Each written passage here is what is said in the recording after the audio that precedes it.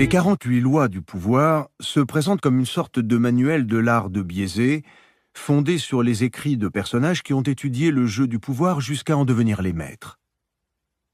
Leurs ouvrages couvrent une période de plus de 3000 ans, de l'Antiquité chinoise au XXe siècle, en passant par la Renaissance italienne. Vous y relèverez des tendances générales et des thèmes communs. Tous s'attachent à cerner l'essence du pouvoir, que nul n'a encore défini de façon exhaustive. Les 48 lois du pouvoir ont recueilli la quintessence de cette sagesse millénaire, extraite des travaux des plus illustres stratèges. Sun Tzu, Clausewitz, hommes d'État, Bismarck, Talleyrand, courtisans, Castiglione, Gracian, séducteurs, Ninon de l'Enclos, Casanova, et escrocs, Yellow Kid Weil, de l'histoire. Ces lois ont un principe simple. Certains comportements renforcent presque toujours le pouvoir, respect de la loi, tandis que d'autres l'affaiblissent ou le réduisent à néant, violation de la loi. Ces principes sont illustrés par des exemples historiques. Les lois ont une valeur immuable et absolue. Les 48 lois du pouvoir autorisent différentes lectures. Si vous écoutez le livre in extenso en commençant par le début, vous y découvrirez un panorama général du pouvoir.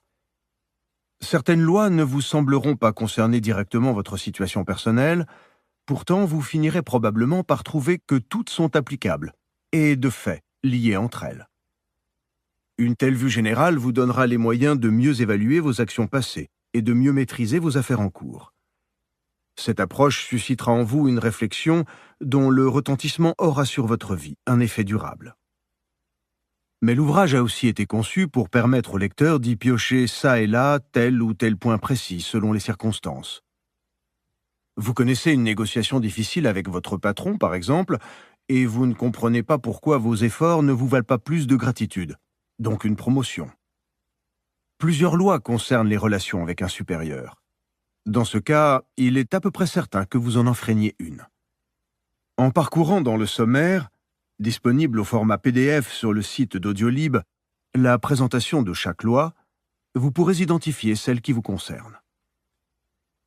Enfin, ce livre peut être parcouru pour le plaisir, comme une agréable promenade à travers les petites manies et les grands exploits de nos prédécesseurs. Un avertissement cependant à ceux qui pourraient choisir cette approche. On n'attrape pas un serpent par la queue juste pour voir. Le pouvoir est un miroir aux alouettes doté de propriétés hypnotiques.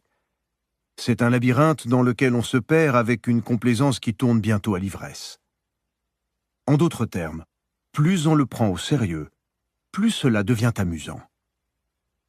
N'approchez pas en dilettante un sujet aussi grave. Les dieux du pouvoir regardent d'un mauvais œil la frivolité. Ils ne comblent que les étudiants zélés et châtie ceux qui croient pouvoir se contenter de passer impunément un moment agréable. Celui qui veut en tout et partout se montrer homme de bien ne peut manquer de périr au milieu de tant de méchants. Il faut donc qu'un prince qui veut se maintenir apprenne à ne pas être toujours bon, et à en user bien ou mal, selon la nécessité. Nicolas Machiavel, 1469-1527, Le Prince, traduit par Jean-Vincent Périès.